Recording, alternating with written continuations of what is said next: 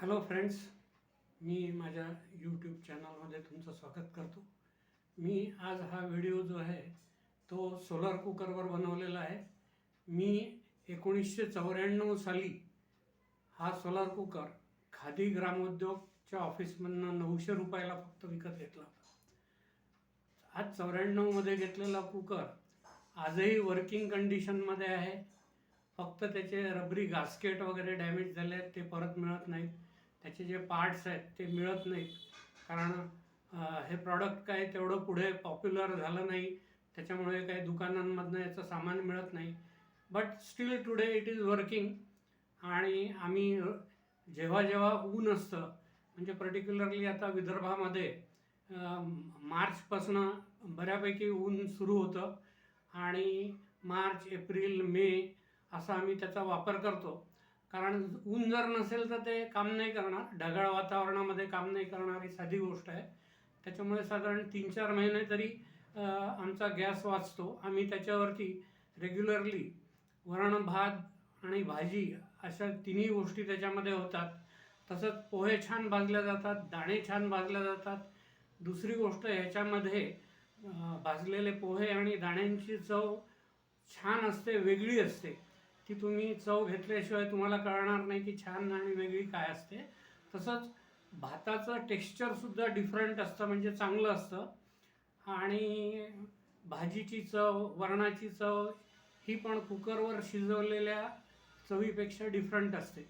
तेव्हा आपण आता त्याचा प्रात्यक्षिक पाहूया की तो कसा लावतात आणि कसा काढतात. भाजी जी आहे ती फोडणी देऊन फक्त फोडणीत भाजी टाकायची आणि ते सगळं काढून कुकरच्या डब्यात ठेवलेलं आहे. त्याच्यानंतर वरण, डाळ ठेवलेली आहे पाणी घालून. त्याच्यानंतर तांदूळ ठेवलेले आहेत पाणी घालून. आणि 2 कांदे पण भाजायकरता ठेवले आहेत. याची चव खूप सुंदर लागते भाजलेल्या कांद्याची.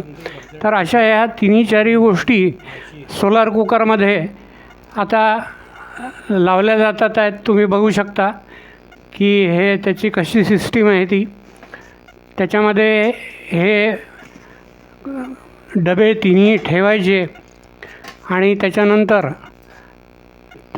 ती वरची काच जी आहे ती खाली टाकून त्याला स्क्रू आहेत ते घट्ट करायचे आणि ते सूर्याचा अँगल बघून ते तसं सूर्याकडे तोंड करून बरोबर त्याचा अँगल असतो, त्याच्या सावलीवरनं तो अँगल कळतो आपल्याला. तर आणि मागचा जो पॅनल आहे ते मागे पुढे होतं, त्याचे पण स्क्रू ॲडजस्ट करून ते मागे मागे करावं लागतं. तासाभराने त्याच्यावर लक्ष ठेवावं लागतं आणि तसतसा त्याचा अँगल थोडा चेंज करावा लागतो. तर असं करत साधारण 3-1 तास लागतात. आता हा सकाळी 9 वाजता आम्ही कुकर लावलेला आहे. त्याच्यानंतर एकदम तो 12ला तयार होतो. तो 12ला उघडायचा आणि त्याच्यामध्ये ते आपल्याला सगळं तयार मिळतं. याच्यामध्ये पोहे छान भाजले जातात, दाणे छान भाजले जातात. अशा प्रकारे तुमचा गॅस वाचू शकतो. This is the need of the hour, you can say.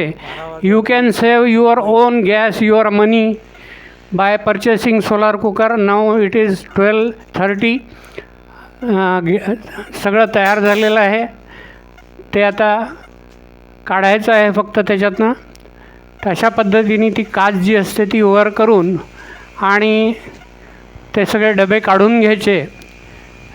ते आधी 2 मिनटं वाफ जाऊ द्यायची. लगेच हात घातला तर हात भाजेल इतकी त्याच्यात वाफ असते, तर ती वाफ जाऊ द्यायची. त्याच्यानंतर ते डबे अतिशय गरम असतात, त्याच्यामुळे ते फडक्यानी उचलावे लागतात. ते फडक्यानी उचलून बाहेर काढायचे आणि त्याच्यानंतर तुम्ही ते जेवायला घेऊ शकता.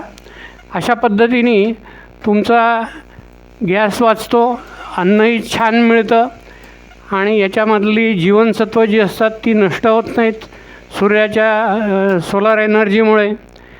तर हे तुम्ही सगळं सोलार कुकर घरी आणून सगळं करू शकता. आता हा सोलार कुकर तसा ऑनलाईन बऱ्याच ठिकाणी मला दिसला. एक्झॅक्टली माहिती नाही की कोण केवढ्याला विकतं. साधारण 4,000 5,000 अशा किमती दिलेल्या आहेत. मी तर हा 900 रुपयाला 94 साली घेतला होता. किंमत वसूल झाली. तर हा मित्रांनो, मी तर या सूर्यचुलीचा उपयोग करतोच आहे आणि त्याचा फायदा घेतोच आहे 94 सालापासून. पण तुम्ही पण सूर्यचूल सोलार कुकर विकत आणून अशा पद्धतीने तुम्ही तुमचं गॅस वाचवू शकता, पैसा वाचवू शकता.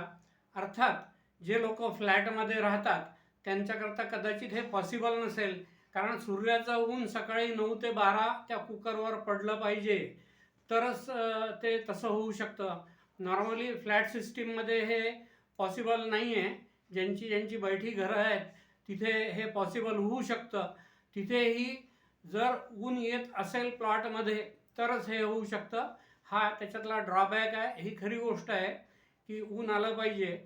तेव्हा तुम्हाला हा व्हिडिओ जर आवडला असेल तर लाईक करा, सबस्क्राईब करा, शेअर करा, कॉमेंट करून मला कळवा की तुम्हाला या व्हिडिओचा काही फायदा होऊ शकतो का किंवा हा उद्बोधक आहे का. तेव्हा bye bye. Thank you for viewing till end.